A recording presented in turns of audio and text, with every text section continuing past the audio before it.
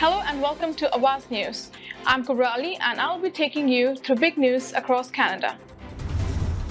The premiers of Ontario, Nova Scotia, New Brunswick and Prince Edward Island to meet today for Healthcare Summit. St. Mary's Hospital Emergency Department will reduce operating hours this week.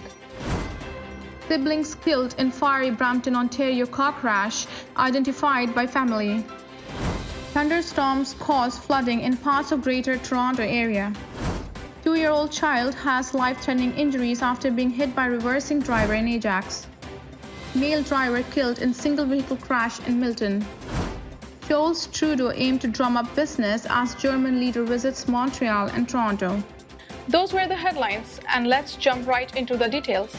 The premiers of Ontario, Nova Scotia, New Brunswick and Prince Edward Island will meet in Moncton today for a summit to discuss Canada's struggling healthcare system. Ontario Premier Doug Ford is also scheduled to meet individually with New Brunswick Premier Blaine Higgs, Prince Edward Island Premier Dennis King and Federal Intergovernmental Affairs Minister Dominic LeBlanc prior to the summit.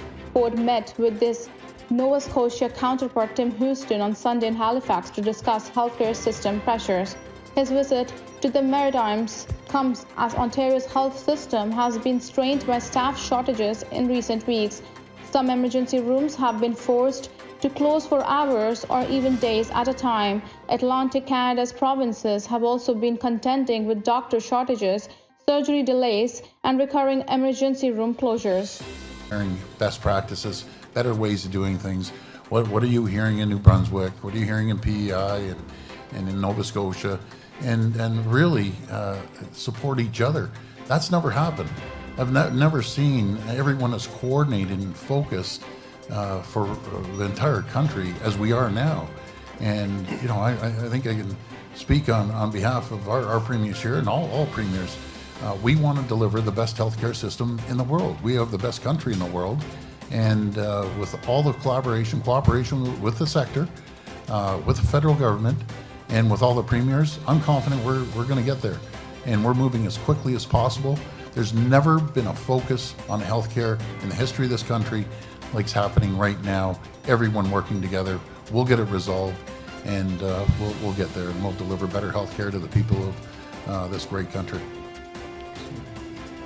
The emergency department at a St. Mary's Ontario hospital is reducing its hours of operation this week due to staff shortages. The Huron-Perth Healthcare Alliance says the emergency department at St. Mary's Memorial Hospital will close at 5 p.m. on Monday night. It is scheduled to open at 7 a.m. and close at 5 p.m. from Tuesday through Friday and resume 24-hour service on Saturday at 7 a.m. It's the latest in a series of similar closures across the province as the health sector contends with staff shortages, particularly among nurses. The issue has been especially acute in rural hospitals, and it's not the first closure this summer in the southern Ontario region around St. Mary's. The Huron-Perth Healthcare Alliance says the emergency department at its Seaforth Community Hospital resumed regular hours on Monday. The 3 people killed in a fiery Brampton car crash on Saturday were teenage siblings. Peel police confirmed the relationship of the victims Monday morning. Emergency crews were called to Emvale Avenue and Conestoga Drive shortly after 2 a.m. for a single vehicle collision. Police said a vehicle crashed into a tree in the area and burst into flames. When the fire was extinguished, 3 occupants in the vehicle were located and pronounced dead at the scene. The siblings have been identified to CTV News Toronto by their uncle Almond Blackman as 19-year-old Tirza, 17-year-old Judah, and 16-year-old Pharaoh Blackman.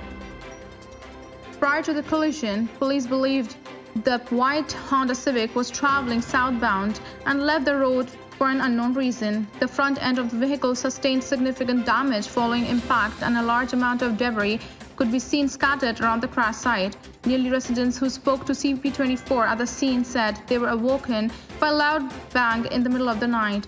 People who identified themselves as family and friends of the victims placed flowers and teddy bear at the scene in the hours that followed the crash. Thunderstorms moved through the Greater Toronto area on Sunday and brought heavy rains, causing some streets and homes to be flooded. Environment Canada issued several weather advisories for the region, including a severe thunderstorm warning in Peel region and a special weather statement for Toronto and York region. In Peel region, a storm over Brampton and the southern Caledon region was nearly stationary, leading to many areas receiving approximately 100 millimeters of rain. Environment Canada said a total rainfall in excess of 120 millimeters was possible in those areas which already got significant rain from a storm on Saturday. A CP24 viewer sent a video showing one person kayaking down a flooded road in the area of Ontario Street on Highway 410. Another Brampton resident says Sunday's downpour flooded his basement. Prince Sharma, who lives on Hardgate Crescent, said water kept coming up out of the city drain, filling the basement. The Craig Valley Conservation said the Craig River watershed had already received 10 to 35 millimeters of rain before Sunday evening storm. The severe thunderstorm warning for Peel region ended around 9 p.m. A 2-year-old child remains in hospital with life-threatening injuries after being hit by a driver Sunday evening in Ajax. The collision happened shortly after 7 p.m. at a residence on Williamson Drive East of Salem Road. According to Durham Regional Police, the vehicle's driver was reversing into his driveway when he struck the child. The victim was rushed to a Toronto Area Trauma Center, police said in an August 22nd news release. Members of the Collision Investigation Unit were called to the scene. Roads in the immediate area were closed for several hours while they collected evidence. A busy day lies ahead for Prime Minister Justin Trudeau and German Chancellor Olaf Scholz during the first full day of the German leader's 3-day visit to Canada. The two leaders will start the day in Montreal with a meeting at which they will be joined by numerous federal cabinet ministers. Trudeau's office says the leaders hope to encourage investment and partnership opportunities, including in the critical minerals and automotive sectors. Scholz and Trudeau then plan to tour a National Artificial Intelligence Institute funded by the federal government before heading to Toronto for an official dinner. Scholz, who took over from Angela Merkel late last year, is also slated to stop in Stephenville in western Newfoundland during his Canadian visit, which began late Sunday. The Chancellor and Trudeau are expected to sign a deal for Canada to supply clean hydrogen to Germany, as well as to discuss war in Ukraine. Ukraine has criticized Trudeau and his government for agreeing to a request from Germany to exempt Siemens Canada from sanctions against Russia so it could return a turbine for use in the Nord Stream 1 pipeline that supplies natural gas to Germany. We are working hard to become independent of this gas supply, and we are doing a lot of investments to make it happen, and we are doing it as fast as ever possible. Explore ways to see if it makes sense. Thank you for tuning in. I'm Kubra Ali. I'll see you back tomorrow, same time, same channel. Have a good night.